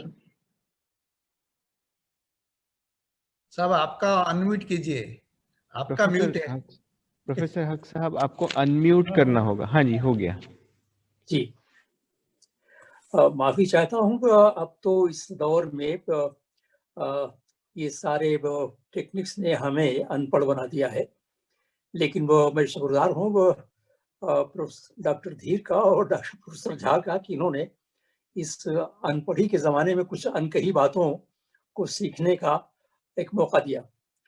मैं मुबारकबाद देता हूं कि आपने नए साल की आमद की शाम को आपने बड़ा खुशगवार बना दिया। आज इन दोस्तों से, इन बुजुर्गों से, बल्कि बुजुर्ग तो नहीं कहूँगा, इन इल्म दोस्त हजरात से मुलाकात हुई तो बड़ी खुशी हुई कि शायद आप अगर ये मौका न देते तो इन दोस्तों से मुलाकात न होती। प्रोफेसर लाभ का जिक्र हमारे घर में अक्सर होता रहता है, लेकिन आज उनको देखा तो आंखें रोशन हुई। मेरी बेटी जो बुद्धिस्ट आर्ट पर इसने काम किया है, वो अक्सर उनका नाम लेती है, और उन्हीं का नहीं बल्कि उनकी वो मिसेस का भी नाम लेती है। तो मुझे ये खुशी हुई कि एक शख्स जो बुद्धिस्ट स्टडीज का माहिर हो, आज उसको साक्षात देखकर और जिस इशू पर जो प्रॉब्लमेटिक है, जिस तरह उन्होंने बहस की है, बड़ा अच्छा लगा। भाई कुलदीप जी को मुबारकबाद देता हूं कि उन्होंने बहुत अच्छे पहलुओं की तरफ इशारा किया जिन्हें हमें सोचने की सख्त जरूरत है। और ये मैं बड़ा शुक्रगुजार हूँ मैन्युस्क्रिप्ट मिशन का कि जिसने हिंदुस्तान को एक नई रोशनी दी है। इतने दिनों से, आज़ादी के बाद से इतने दिनों तक हम क्या करते रहे, खैर उसका हिसाब तो नहीं देना चाहता, लेकिन ये अब मैन्युस्क्रिप्ट मिशन के क़याम के बाद, यानी इसके एस्टेब्लिशमेंट के बाद एक रोशनी नजर आती है कि शायद हम और हमारी नस्लें पांडुलिपियों की कदर करने के शायद कुछ लायक हो सके। और जो काम मैन्युस्क्रिप्ट मिशन कर रहा है, मैं समझता हूं कि इससे बेहतर और कोई काम नहीं हो सकता। इसलिए नहीं हो सकता कि ये एक इस जमाने में इबादत का काम है, इसलिए कि सारी वो किताबें, सारी वो तहरीरें जो आज हमारे लिए मुक़द्दस बन गई हैं, पवित्र हो गई हैं, जब हम इन मैन्युस्क्रिप्ट्स को या मख्तूतात को देखते हैं तो आंखें कभी कभी नम होती हैं कि हमने इनकी कदर नहीं की और हमने अपनी नाकदरी या अपनी नाअहली की वजह से इन्हें हमने छोड़ रखा था। मैं आपको एक मिसाल दूं। अभी मैन्युस्क्रिप्ट मिशन ने एक उर्दू का सबसे पुराना मैन्युस्क्रिप्ट पब्लिश किया, और आप देखिए कि अभी भारतीय समाज और भारतीय परंपरा का जिक्र हो रहा था। पूरे भारत में कहीं 13 मासा नहीं लिखा गया, हर जगह 12 मासा लिखा गया। संस्कृत की रिवायत हो, पद्मावत की रिवायत हो, हिंदी की रिवायत हो, लोग 12 मासा ही जानते थे। लेकिन रोहतक का एक छोटा मोटा शायर जिसका कहीं जिक्र नहीं हुआ, किसी किताब में उसका कहीं कोई रेफरेंस मिलता ही नहीं है, वो रोहतक का छोटा था शायर, 1725 में उसने 13 मासा लिखा। अब आप यकीन मानिए कि पाकिस्तान से लेकर हिंदुस्तान तक लोग उससे पूछते हैं फोन पर कि ये 13 मासा कैसे हो गया, 12 मासा तो होता है, 13 मासा कैसा हो गया। मगर आप जब बताना पड़ता है तो खुशी होती है कि हिंदुस्तान की परंपरा में मनमास और लौन का भी एक प्रोविजन है, एक प्रावधान है। और उसकी वजह से शायर ने एक नई बात पैदा की कि 12 मासा तो सभी लिखते हैं, लेकिन जब मुझ पर वियोग हुआ तो बदकिस्मती से वो साल जो है 13 महीनों को हो गया। तो मेरे वियोग में और मेरे तड़पने में एक इजाफा हो गया। अब आप इसी बात को देखें, वो 12 महीनों को कैसे 13 महीने उसका वर्णन करता है।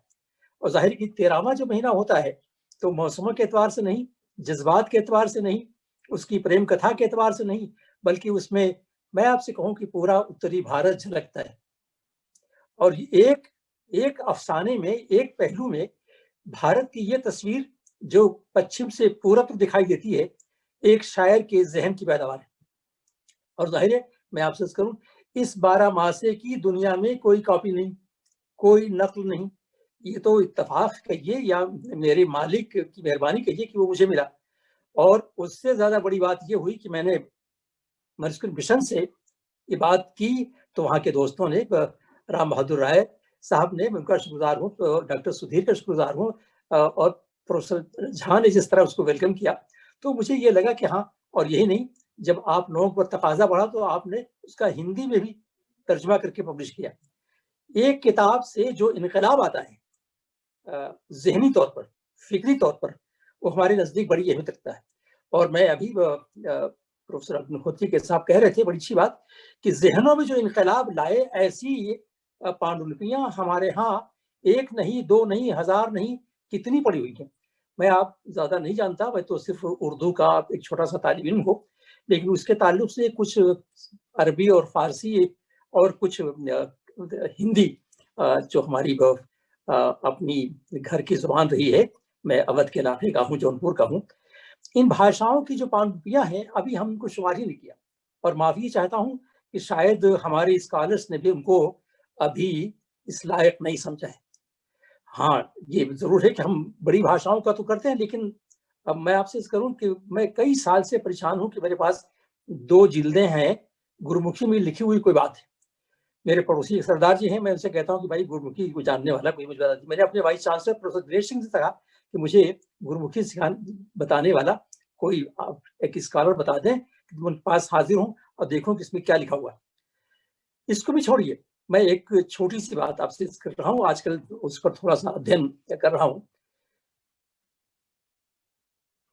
चंद बरदान, ये मुल्ला दाऊद की किताब है, और हिंदी के तमाम लेखकों ने और तमाम स्कॉलर ने इसको हिंदी भाषा की सबसे पहली किताब बताई है, और उर्दू का भी मामला है। अब आप बदकिस्मती ये देखिए कि पूरी किताब का संकलन अभी तक नहीं हो सका है। इसके कुछ वर्क जो है तो लोगों को मिले हैं, कुछ पेजेस मिले हैं, कुछ पेजेस जो है वो पाकिस्तान लाहौर की कलेक्शन में है, कुछ ब्रिटिश म्यूजियम में है। और अभी हमारे दोस्त ने जिक्र किया कि वो जो मठ हम खानका कहते हैं, जो खानकाहें हैं, जो मस्जिदों के कुतुब खाने हैं, इनमें या जो कब्रस्तानों, कब्र के साथ जो बुजुर्गों के मज़ार हैं, इन मज़ारों की कुतुब खानों में एक दो नहीं, बड़े कीमती सरमाया। बिहार में एक बुजुर्ग थे, उन बुजुर्ग की वो इनके शिष्य रहे हैं,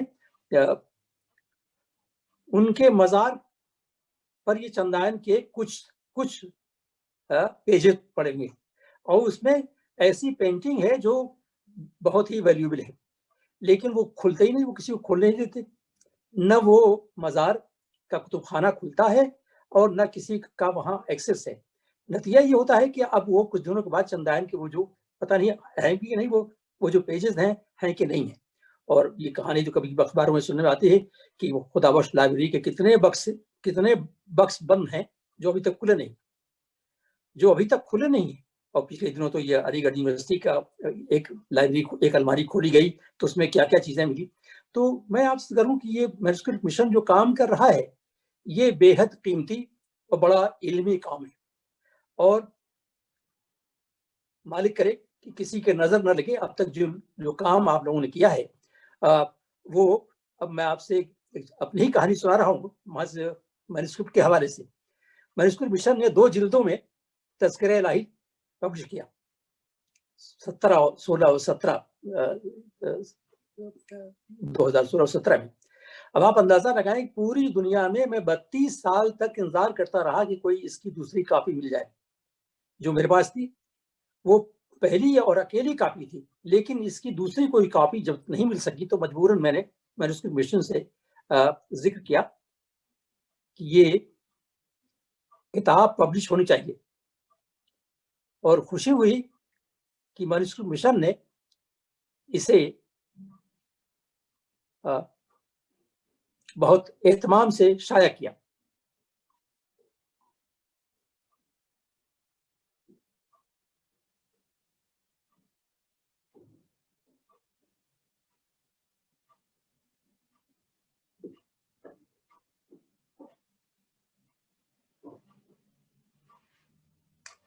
साइमा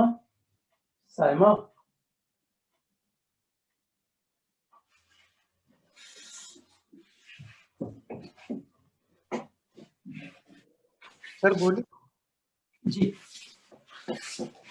हाँ, वो तो मैं आपसे जिक्र कर रहा था कि वो मैन्युस्क्रिप्ट मिशन ने तज़किरे इलाही को पब्लिश करके एक बड़ा काम ये किया कि दुनिया में जो एक नायाब नुस्खा था उसको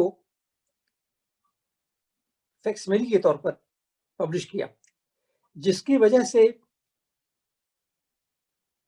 ईरान, अफगानिस्तान, वेस्ट एशिया और खुद हिंदुस्तान के स्कॉलर्स ने बड़ा फायदा उठाया और बड़ा तकाजा किया। तो ये मेरी ख्वाहिश है और जाहिर है कि मिशन पूरी जिम्मेदारी के साथ काम कर रहा है कि भारतीय भाषाओं की जो पांडुलिपियां हैं वो भी महफूज हो जाएं और उनको पब्लिश किया जाए, ताकि समाज के जो शौकीन लोग हैं या जो दिलचस्पी रखते हैं वो इन पांडुलिपियों से फायदा उठा सकें। और इसका जो सामाजिक जो ताल्लुक है वो बहुत अहम है। जब तक ये पांडुलिपियां पब्लिश नहीं होंगी और डोर टू डोर या दरवाजे पर दस्तक नहीं देंगी, तब तक हमारे स्टूडेंट्स हों, नौजवान हों, पढ़े लिखे हों, उससे फायदा नहीं उठा सकते। ऐसी सूरत में ज़रूरत है कि इन पांडुलिपियों की जो बड़ी अहमियत रखती हैं, जिनकी ज़रूरत है, उन्हें पब्लिश किया जाए और उन्हें ढूंढ ढूंढ कर निकाला जाए। बल्कि मेरी ज़ाती राय तो ये है कि मैन्युस्क्रिप्ट मिशन के अगर ये प्रावधान में हो तो उन्हें कुछ ऐसे स्कॉलर्स को इंगेज करना चाहिए जो दूर दराज बिखरे हुए या जो अभी तक हमारे एक्सेस में नहीं आ सके हैं, उनको हासिल किया जाए और उनकी एडिटिंग अगर मान लीजिए ना हो सके, मुश्किल हो, तो कम से कम उनकी फैक्समिली एडिशन भी पब्लिश किया जाए। दूसरे मसाइल बड़े गंभीर हैं। यूनिवर्सिटी लेवल या हायर लेवल पर अब पांडुलिपियों के पढ़ाई के बारे में, उनकी स्टडी के बारे में या उनके अध्ययन के बारे में कोई जोर नहीं है, ना वहाँ कोई ऐसा प्रोविजन है। अगर ये यूनिवर्सिटियों के सिलेबस में शामिल किया जाए और उसे लाजमी बनाया जाए तो हमारी एक नस्ल तैयार होगी जो इन पांडुलिपियों से दिलचस्पी रखेगी और इनके लिए शोध कार्य की तरफ भी वो आगे बढ़ेगी। यूनिवर्सिटियों का जो सिलेबस है उसमें अगर ये यूजीसी की तरफ से या गवर्नमेंट ऑफ इंडिया की तरफ से या मैन्युस्क्रिप्ट मिशन की तरफ से कोई ऐसा तौर तरीका अपनाया जाए या इख्तियार किया जाए जो इस मैन्युस्क्रिप्ट मिशन की इस मिशन को यूनिवर्सिटी के कम से कम पोस्ट ग्रेजुएट लेवल से इसे इंट्रोड्यूस किया जाए, तो शायद एक नस्ल देर सवेर ऐसी पैदा होगी जो इन पांडुलिपियों पर काम करने के लिए तैयार होगी। वैसे हमें खुशी है और शुक्रगुजार होना चाहिए मिनिस्ट्री ऑफ कल्चर का कि मैन्युस्क्रिप्ट मिशन बड़े एहतियात से और बड़ी सरगर्मी से इस काम को अंजाम दे रहा है और हम उम्मीद करते हैं कि आने वाले साल में शायद हम अपना और भी बेहतर सरमाया हम समाज के सामने पेश करने के काबिल हो सकेंगे। शुक्रिया।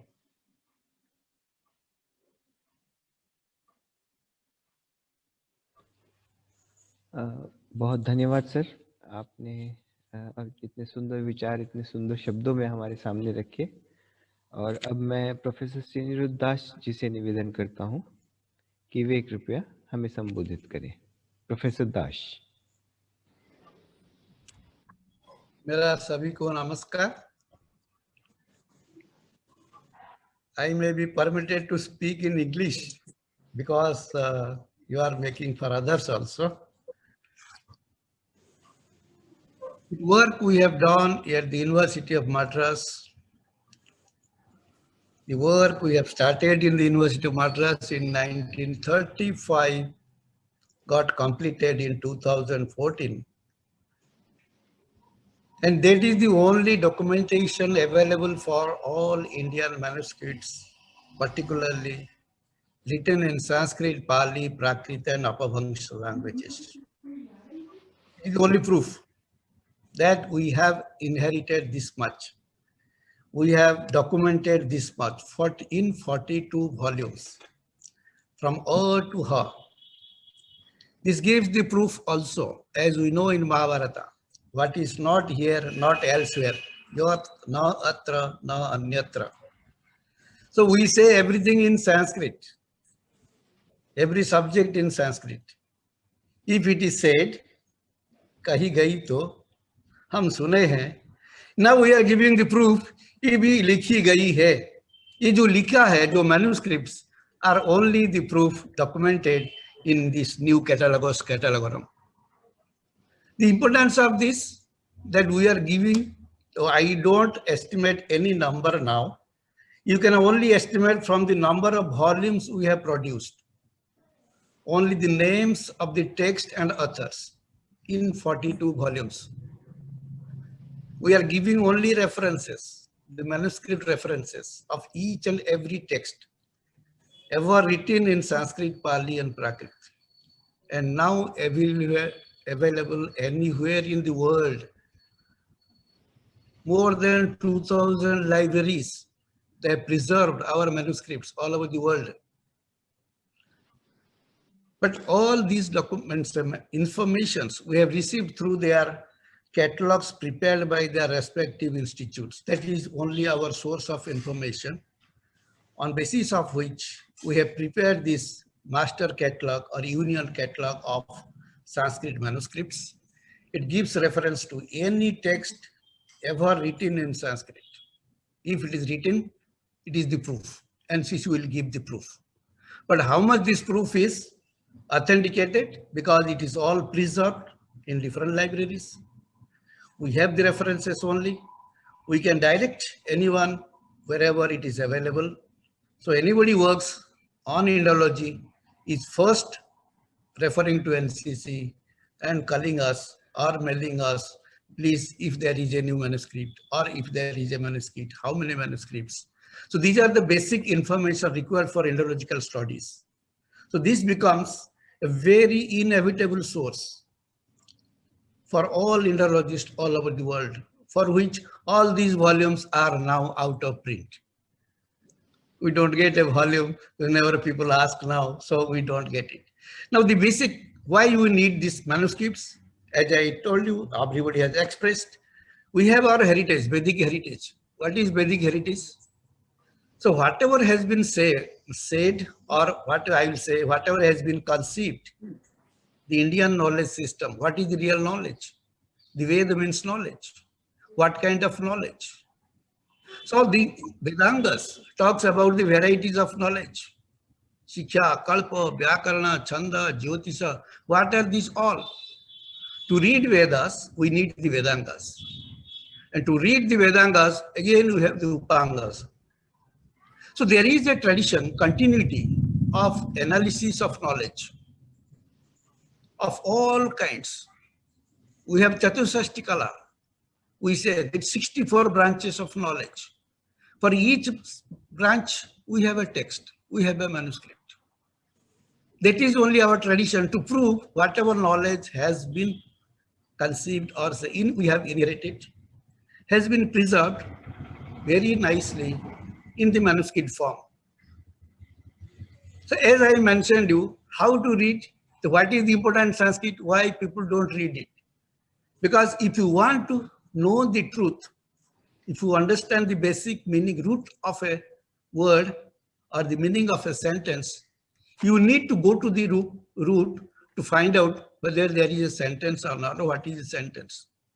You know Panini is remembered and read now currently in all the foreign universities. Why? It is not because of Sanskrit. It is because of the methodology Panini has adopted, which is more computable and computer friendly. We do not know this. We don't read Sanskrit. We don't read Panini. But linguists read and they tell us, oh, Panini is the greatest monument of human intelligence. How do we know all this? So this is only the tradition that we have inherited. All have been written. Whatever we listen, whatever has been said, and what is kahi or suni has been written down also in our tradition. So all these manuscripts are only the evidences to prove that India has the written evidences, the written records for every aspect of human knowledge. Now, how do you understand this knowledge? What does knowledge consist of? As you know, in grammar, we talk of what is spota, what is sabda for us. And if you go to Nyaya, Mimamsa, philosophy, or mathematics, we have Aryabhatiya, the concept of zero. What is zero? We know it is nothing, but it is very important for the calculation. We don't believe India has produced such mathematical tradition. The Vedanga Jyotisha, if you look at, and I am in Kavi Sharma Foundation, it is the only person, Professor Kavi Sharma, who has published more than 100 books, edited from manuscripts. And he has established the concept of the calculus was in India discovered. It is the book that he has edited, is Yukti Bhasa, published in 2007.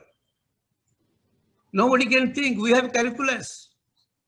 So these texts, how they are understood, how to understand them, how to translate. Unless you understand, how can we translate? I will give some evidences that how Sanskrit texts are rich and meaningful, thoughtful. Why they are thoughtful? Because there is no Sanskrit text which has no commentary. The commentary tradition in Sanskrit is most vital. So without understanding the commentaries, we cannot understand the text. Nobody reads the original text in no university. We don't read the original text. We read only commentaries. Everybody is familiar with Bhattaji Dikshita, Siddhanta Kaumudi. In all over the world, Siddhanta Kaumudi read. It is written in 18th century. It's a commentary on Ashtadhyayi Panini. Nobody reads Panini's Ashtadhyayi. Why? You have to read, because those original texts, the Shastras, what we call, they are written in sutra form with one or two words. You know Panini's famous rules, Iko Janachi. With one sutra, he explains every sandhi. This is the way of knowledge, or this is the type of knowledge we have in our tradition. And this has been only explained from time to time. One example I'll give you, everybody is familiar with our Indian philosophy, that is Vedanta Brahma Sutra. If you want to read Brahma Sutra, it is written when we do not know, if you look at, but the commentary starts with Sankara. Now, how many commentaries? There are 400 commentaries written only Brahma Sutra. To understand Brahma Sutra, if one has to understand originally with Sutra, he has to read these 400 commentaries. Is it possible for one person? If you want to read, Lilavati, we have 65 commentaries to understand Lilavati. Professor K.V. Sharma has also translated one. Karma Kari one Tika is there. He has edited and translated. Now another translation going in K.V. Sharma Institute, that is Buddhi Vilasini, also on the Lilavati. See, to understand Lilavati, we have 65 commentaries. To read Bhagavata, you need 223 commentaries are there to understand Bhagavata. If you look at this commentary, this Amarakosa we are talking about, there is the oldest and most ancient kosa in the form what we call dictionary. It is a thesaurus. It is a dictionary of homonyms and synonyms. We call it Trikandi. It is the only Amarakosa which is pervading, ruling still today in all Indian languages. There is no word which is not in Amarakosa. But to understand under Amarakosha, we have 80 commentaries. And these commentators have enriched Sanskrit with regional languages. They have given their commentaries from regional languages also. So to understand our languages, we need to read Amarakosha and its commentaries. And all these things are recorded in our this NCC catalog. After doing that, we feel that what not we have and what we are doing today, we are not able to preserve it. We are never able to document it, when to read, and how many lives we need to read it. So this is the nature of our Indian knowledge system, which has been encoded in these manuscript forms, mostly in palm leaves. Later on, they are copied. So we are also not able to read any original text. Most of our texts are edited based on some manuscripts or the other. Nobody has idea how many manuscripts are there on Mahabharata. Everybody knows the Mahabharata shown in the TV, Doordarshan. It is the Mahabharata of Bhandarkar edition. Why Bhandarkar edition? In Mahabharata, we have thousands of manuscripts. Which manuscript we should follow? So the research, the editing, critical editions went on at Bhandarkar Institute to bring out a critical edition which can be commonly accepted. Because there are different versions. We have southern version, northern version, western version, eastern version. To call it a Mahabharata, unless we read all these 4 zonal variations, we will not be able to project a common Mahabharata. So the texts which we have inherited are also copied from time to time. The editors are not able to find out the original manuscript. Which is the original? We are not aware of it. We are trying to build up by editing the same text from different regions. For your kind information, we always tell Sanskrit is a dead language. If it is dead, we cannot get so much vast literature. And it is also important to note that Sanskrit is the only language that was used in all over India. The only proof is the only Sanskrit language is written in different regional scripts. The manuscripts we get in Mahabharata, in Tamil Nadu, in Grantha script. In Kerala, it is in Malayalam script. In Karnataka, in Kannada script. In Andhra script. In Odisha, in Odia script. Just imagine, to read or write or edit our Mahabharata, one has to learn these scripts to understand the original text. So the text, the scripts, and this variation or the versions that recensions we get in different regions in India is a Herculean task to understand one text and edit it correctly or accurately. So it is very difficult to find out an accurate edition of any text. So all the Sanskrit texts so far published in all over the world, maybe only 15% of the total number of manuscripts we have documented so far. We have documented so far only 42 volumes, which may be again hardly 60% of manuscripts available to us. The informations were available to us. Now after National Mission, manuscripts have discovered more things. If we are going to update, it may go to 50 volumes also. If you take all Indian languages, regional languages, we have a lot of commentaries in different texts, in regional languages also.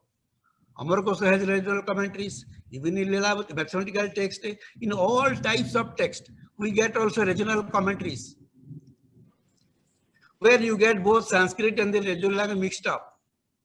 But they are all written by the scholars who have copied as well as they have added or in the sense of commented on the particular word and their sentence structures or the meanings. So the most important thing for us today, if we accept it, understand it, the importance of it, what we have done, say totally everything 50% of the whole manuscript heritage of India, hardly 50% we have documented so far. If we rest remaining to be worked out and done. Now it is only documentation. What about the editing? As I told you, hardly 10-15% texts are edited so far. Out of 50, only 15% are again edited. So rest of the texts are not yet touched. They have been left, ignored in many places. I will inform to the gathering, you must know that we are talking of, there are many manuscripts in the foreign universities and foreign libraries. I am getting more information, more complaints, and more also requests, please get me a manuscript. People possessing these manuscripts, particularly in the government institutions, are very disappointing us, disappointing the scholars. They don't hand over the manuscript whenever they ask for it. We are giving information, but when they go to a place, they do not get the manuscript. What happened? Person concerned, ask him, you come tomorrow. Somewhere also money business is going on. I visited one government oriental library. I was shocked to see the condition of the manuscript brittling. It is coming into powder.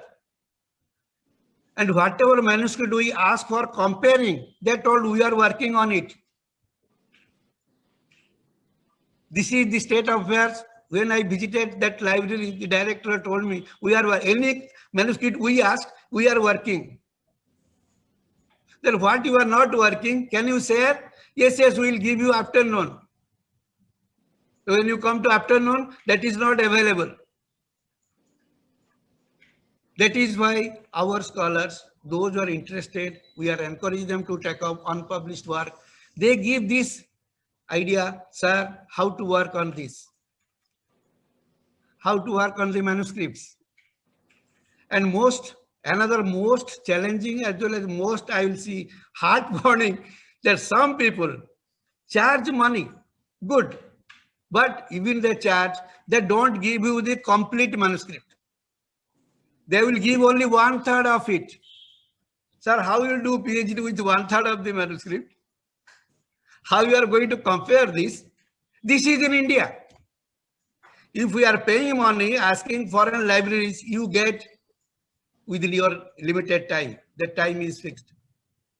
But in India, we are not able. Even if you pay, you don't get the manuscript completely. This is the first point of discouraging our scholars. We know the fate of the manuscripts today. Nobody can be blamed, but the situation has to come down. Situation has to change. Mission has to take some steps. About manuscript, it should be antique, it should not be denied, it should be allowed, it should be accessible. Nobody can say it is my personal property. But people are, or those who are sitting for it, they are telling it is our personal. If they say no, you cannot complain. If you will complain to the authority, they will say, okay, officer is telling means you have, who cares for you becoming a professor, whatever research necessary, not necessary. So that is the fate of the manuscript today. We have rich heritage. We have a lot to work, but we are unable to work. This must be noted, that we must bring something, we should bring something. Government libraries, I will tell one incident. In one of the government library, there are 30,000 manuscripts. Only 3,000 manuscripts are catalogued out of 30,000. After 60 years, whom to tell? Many libraries we talk about, big libraries, are not catalogued completely. That is the fate of the manuscripts. Even after mission has come, lot of encouragement, lot of support, everything is given. But still, we are not able to meet our goal. It is not the fault of mission or a fault of an individual. It is our system that has made us to sit and be silent. You cannot talk. You cannot complain. Because what is the art? You will ask, what you will do? Okay, you can go there. If you go there, what can you do? If the person does not allow you to see it. So this is the most technical problem that we face today. And I get complaints from great scholars. They are suffering. because we are giving information. Sir, you have mentioned this, but it is not available. Or you go there. Sir, how to go? They go by flight or even train. Even by flight they go. They give the time. When they go there, they say you come after 2 days. They don't bother. A scholar has come by flight. We are sitting in the AC rooms. We know. We are talking. But after working, we feel the difference. After retirement, I got this experience when I went to 2-3 libraries. What is happening? They welcomed, gave tea, coffee, everything. When you ask manuscript, sir, we are working on this, or you come after some other days. My experience. We have worked for all these things for what? To update it. We wanted to update it. Their catalogs are sold because of our reference. So the manuscript state of affairs, though we have mission, every system is there, unless we made something different, unless we think of something different, unless you take something positive stand, very strong steps, seriously, we cannot save this heritage. To save this heritage, you have to be strong, you have to be serious, you have to be strict in some respects. That is only my submission, that this new year, unless mission takes some serious steps, we cannot save this heritage. Jai Hind. Namaskar.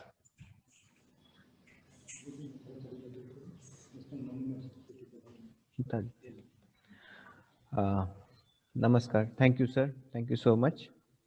And may I now request Professor Jha to give a small input in the regard with which Professor Shinirudh Das was making his statement. Professor Jha, please. Thank you, Sudhirji. Thank you, Professor Das, for highlighting the issue. This is basically the legal issue. And unless we'll resolve it, because all these manuscripts are in the different institutions under the different management. And all these managements are different. And what you are talking about, the partial donation of the manuscripts or gift of the manuscripts or sale of the manuscripts, that is with the institutions like universities.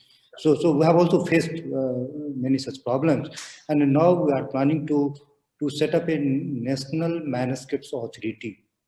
That will give, once it will be set up by the government of India, that will give the manuscript mission a legal entity to handle such manuscripts or such problems, so that the scholars can get the manuscripts in time and with the completeness. So that we are trying, and we have also formed a committee, but due to the lockdown in last few months, we could not be able to handle it. But yes, next year we are certainly planning to take up this issue with more prominently, and we'll be able to resolve this issue.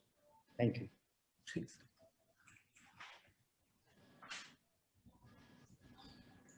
Thank you, Professor Jha. Would anybody like to ask any questions to any of our speakers? We can use the chat box, or else you can send us the queries, and then we will pass it on to the relevant expert, and we'll get back to you.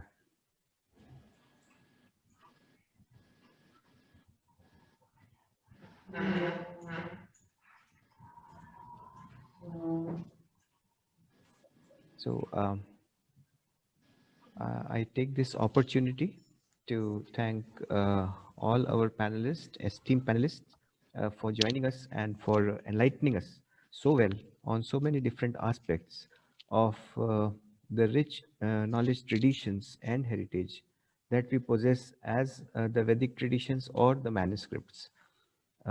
Thank you very much, Professor Labh, Professor Agnihotri ji, Professor Abdul Haq, Professor Shinirudh Das.